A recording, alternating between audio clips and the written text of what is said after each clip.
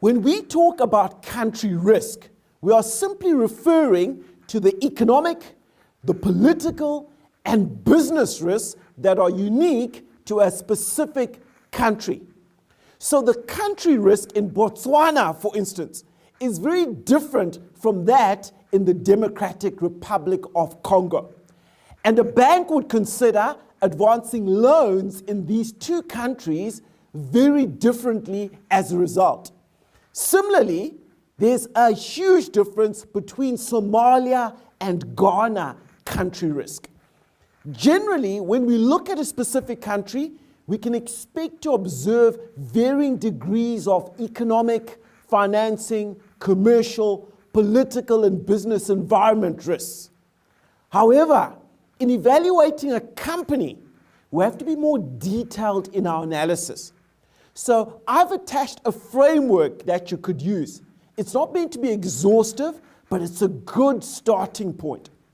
Now, things like taxes, local employment, local content, nationalistic preferences, exchange controls, these would fall under what we call regulatory issues. There might also be infrastructure issues or infrastructure risks. How developed or sporadic, particularly, is the enabling infrastructure. Enabling infrastructure is things like the power supply, telecommunications, roads, railways, ports.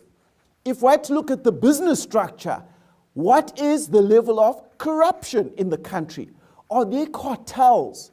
Is there collusion and anti-competitive actions by incumbents? Or if we're to take a look at the employee risks, what exposure do employees have to kidnapping, to gangsterism and harassment? There are other issues, for instance, relating to operational risks. What's the exposure of that market to disruption by labor unrest or supply shortages of inputs or racketing and other shakedowns?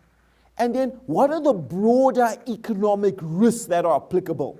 Things like how quickly will the economy grow, inflation, the exchange rate, the cost of inputs, the general stability or volatility of the exchange rate and the country.